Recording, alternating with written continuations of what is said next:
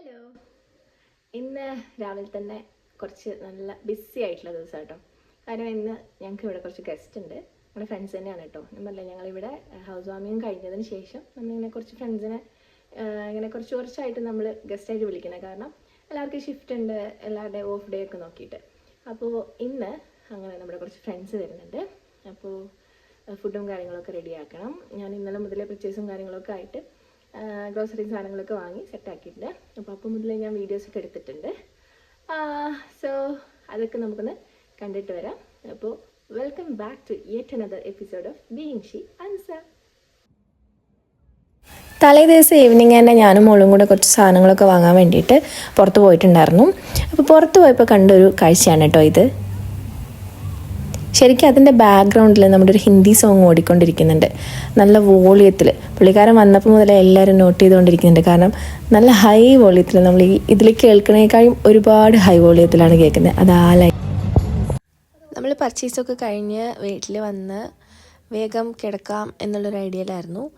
അപ്പോൾ കുറച്ച് ദോശയും ഉണ്ടായിരുന്നു, കുറച്ച് ചമ്മന്തി ഉണ്ടായിരുന്നു രാവിലത്തെ. അപ്പോൾ ഞാൻ ഇനി വേറെ പ്രത്യേകിച്ചൊന്നും ഉണ്ടാക്കണ്ടല്ലോ, നാളെ രാവിലെ നേരത്തെ എഴുന്നേൽക്കണം, പിന്നെ നാളെ എന്തായാലും ഹെവി ഫുഡായിരിക്കും. അങ്ങനെ ഞങ്ങൾ വേഗം കിടന്നു. ഞാൻ എന്താ ചിക്കൻ ഇവിടെ പൊരിച്ചുകൊണ്ടിരിക്കുകയാണ്. അതൊന്ന് ഫ്രൈ ചെയ്തിട്ട് ഇതവിടെ കുറച്ചും കൂടെ ഞാൻ മാറ്റി വെച്ചിട്ടുണ്ട് പൊരിച്ചിട്ട്. അപ്പോൾ ബാക്കിയും കൂടെ പൊരിച്ചെടുക്കണം. ബിരിയാണിക്കാണ് കേട്ടോ ഞാൻ ഇങ്ങനെ പൊരിക്കുന്നത്. ഞാൻ മുഴുവനായിട്ട് ഫ്രൈ ചെയ്യാറില്ല, ഒരു മുക്കാൽ ഭാഗം കുക്ക് ചെയ്തെടുക്കും. ഞാനിവിടെ കസ്റ്റാർഡ് വെച്ചിട്ടുണ്ട് ഗ്യാസിൽ.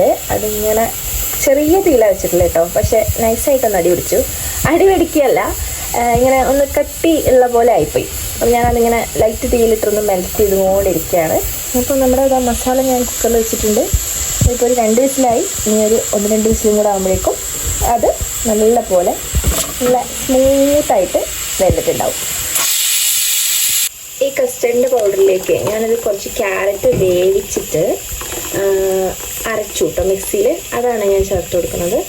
പിന്നെ ഇതിലേക്ക് നമുക്ക് കുറച്ച് മിൽക്ക് മെയ്ഡ്, കുറച്ച് കാര്യങ്ങളൊക്കെ ചേർക്കാനുണ്ട്. അപ്പോൾ നമുക്കിതൊന്ന് നൈസായിട്ട് ഇളക്കി യോജിപ്പിച്ച് കൊടുക്കാം. റൈസിലേക്കും മസാലയിലേക്കും കൂടെയുള്ള ഉള്ളി ഞാനിവിടെ ഫ്രൈ ചെയ്തെടുക്കുകയാണ് കേട്ടോ. ഞാൻ രണ്ടിലേക്കും കുറച്ച് മസാലയിലേക്കും ആഡ് ചെയ്യാറുണ്ട്. കുറച്ചും കൂടെ തിക്കാവാനുണ്ട് കേട്ടോ. ഞാനിപ്പോൾ ഇതിലേക്ക് ആ ക്യാരറ്റ് ഇട്ടിട്ടുണ്ട്. ക്യാരറ്റ് ചെറുതായിട്ടൊന്ന് കടിക്കുന്ന രീതിയിലാണ് കേട്ടോ ഇട്ടിട്ടുള്ളത്. ചെറുതായിട്ട്, ഒരുപാടില്ല. അങ്ങനെ അപ്പോൾ ഇതിന് സെറ്റായിട്ട് വരട്ടെ. അപ്പോൾ നമ്മളിതാ മസാലയിലേക്ക് ചിക്കനൊക്കെ ഇട്ട് നല്ലപോലെ ഇളക്കണം. ഞാൻ ചിക്കനിട്ട് വീഡിയോ എടുക്കാൻ മറന്നു. ഭയങ്കര ചൂടായതുകൊണ്ട് ക്യാമറയിലേക്ക് ഭയങ്കരമായിട്ട് പുക അടിക്കുന്നുണ്ടായിരുന്നു. അപ്പോൾ ഇതിലേക്ക് നമ്മളിനി കുറച്ച് തൈരും ഇതൊക്കെ ചേർക്കാനുണ്ട്. ഞാനിവിടെ റൈസിന് വേണ്ടിയിട്ട് എല്ലാം റെഡിയാക്കുന്നുണ്ട്. ഞാനെല്ലാം കുക്കറിൽ തന്നെയാണ് കേട്ടോ ചെയ്യാം, അതാണ് ഈസി. പിന്നെ ഗ്യാസ് നമുക്ക് സേവ് ചെയ്യാമല്ലോ. അങ്ങനെ 2 പാനിലായിട്ടാണ് കേട്ടോ ഞാൻ ദമ്മിടാൻ ഉദ്ദേശിക്കുന്നത്. കാരണം ഒരെണ്ണത്തിൽ തന്നെ വെച്ചിട്ടുണ്ടെങ്കിൽ ഭയങ്കര തിങ്ങിപ്പോവും, റൈസ് ഭയങ്കര തിങ്ങിപ്പോവും. അപ്പോൾ നല്ലപോലെ ദമ്മായി കിട്ടില്ല.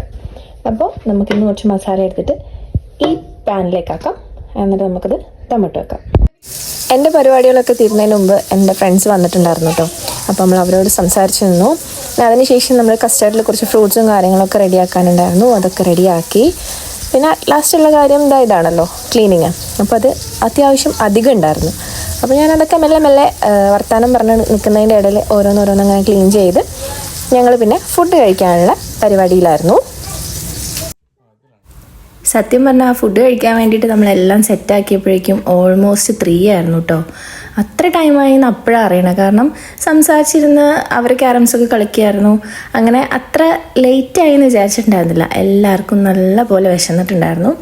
അപ്പം എല്ലാവർക്കും കൂടെ ഒരുമിച്ചിരിക്കാൻ പറ്റാത്തതുകൊണ്ട് നമ്മളിങ്ങനെ ഓരോ സെഷനായിട്ടാണ് ഇരുന്നത്.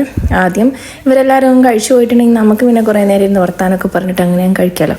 അപ്പോൾ ഞങ്ങൾ മെല്ലെ അവരും കഴിച്ചോട്ടെ എന്ന് വിചാരിച്ചു. എന്നിട്ട് പിന്നെ അതിനുശേഷം കുട്ടികൾക്ക് കൊടുത്തു. എന്നിട്ട് ഞങ്ങളും കഴിച്ചു. ബിരിയാണി കൊള്ളായിരുന്നു കേട്ടോ. ഞാനുണ്ടാക്കിയിട്ട് ഞാൻ തന്നെ അഭിപ്രായം പറയുന്നതല്ല, അവരെല്ലാവരും പറഞ്ഞു ബിരിയാണി കൊള്ളായിരുന്നു എന്ന്. മാത്രമല്ല, നോർമലി ഞാൻ ബിരിയാണി ഉണ്ടാക്കുമ്പം എനിക്ക് എന്താ പറയുക, കഴിക്കുമ്പോൾ എനിക്ക് അതിൻ്റെ ടേസ്റ്റും കാര്യങ്ങളൊന്നും ഇഷ്ടമാവാറില്ല. നോർമലി നമ്മളത് കുക്ക് ചെയ്ത് എല്ലാം റെഡിയാക്കി വരുമ്പോൾ അവസാനം അത് കഴിക്കാനുള്ള മൂഡ് അങ്ങ് പോകും നോർമലി. പക്ഷേ ഇപ്രാവശ്യം എന്തോ എനിക്ക് ഞാൻ ഉണ്ടാക്കിയ ബിരിയാണി ഇഷ്ടമായി. ഇനി ഒരുപാട് വിശന്നിരുന്നത് കൊണ്ടാണോ എന്നെനിക്കറിയില്ല. പക്ഷേ എനിക്ക് ബിരിയാണി ഇഷ്ടമായി, എല്ലാവർക്കും ബിരിയാണി ഇഷ്ടമായി. അപ്പോൾ ഞാനും ഹാപ്പിയായി, അവരും ഹാപ്പിയായി.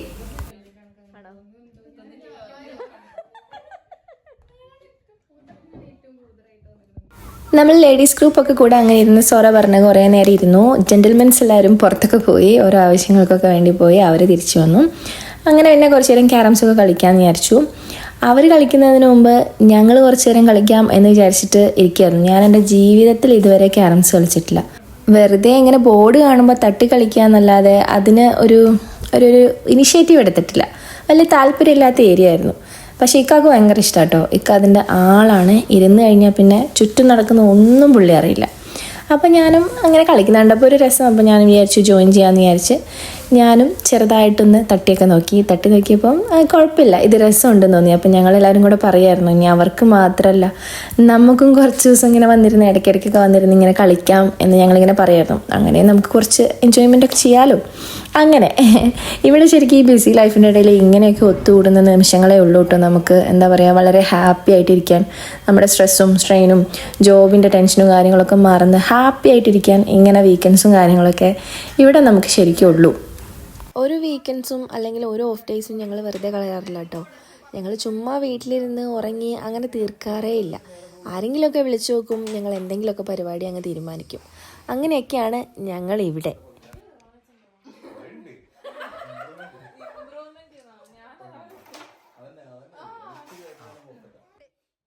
അങ്ങനെ ഓരോന്ന് സംസാരിച്ചിരുന്നും പറഞ്ഞും കുട്ടികൾ നല്ല ഹാപ്പി ആയിരുന്നു കേട്ടോ. അവർ ആ ടൈം മുഴുവൻ എൻജോയ് ചെയ്തു. അവർ കളിച്ചിട്ടും കരഞ്ഞിട്ടും എല്ലാം പറയണമല്ലോ. അപ്പം അവർ ഹാപ്പി ആയിരുന്നു. ഞങ്ങളുടെ ക്യാരംസ് കളി കഴിഞ്ഞപ്പോഴേക്കും അവിടെ ഒരു കോയിൻ കാണാതായി. ഞങ്ങൾ കളി ആവേശം കൊണ്ടുകൊണ്ട് ഒരെണ്ണം എവിടെ ഇട്ടു എന്നൊരു ഐഡിയ ഉണ്ടായിരുന്നില്ല. പിന്നെ സത്യം പറഞ്ഞാൽ ഞാനത് കിട്ടിയോ ഇല്ലയെന്ന് ചോദിച്ചുമില്ല കേട്ടോ. അത് കഴിഞ്ഞ് പിന്നെ അവർ കളിക്കാൻ തുടങ്ങിയപ്പോഴാണ് മനസ്സിലായത് ആ സാധനം കിട്ടി, കളിക്കാൻ തുടങ്ങി എന്നുള്ളത്. അങ്ങനെയൊക്കെ ആയിരുന്നു ഈ കഴിഞ്ഞ ദിവസത്തെ വിശേഷങ്ങൾ. അപ്പോൾ ഞാൻ പറഞ്ഞില്ലേ, ഓരോരുത്തരായി ഇങ്ങനെ പോകാൻ തുടങ്ങി. എല്ലാവർക്കും നിൽക്കണമെന്നൊക്കെ ഉണ്ട്. പക്ഷേ നാളെ ഷിഫ്റ്റ് കാര്യങ്ങളുള്ളവർ, പിന്നെ വർക്ക് കാര്യങ്ങളൊക്കെ ഉള്ള ആളുകൾ അങ്ങനെ എന്താ പറയുക, കൂടുതലൊന്നും നിൽക്കാതെ അവർ അങ്ങനെ ഓരോരുത്തരായിട്ട് ബൈ ബൈ ടാറ്റ പറഞ്ഞു.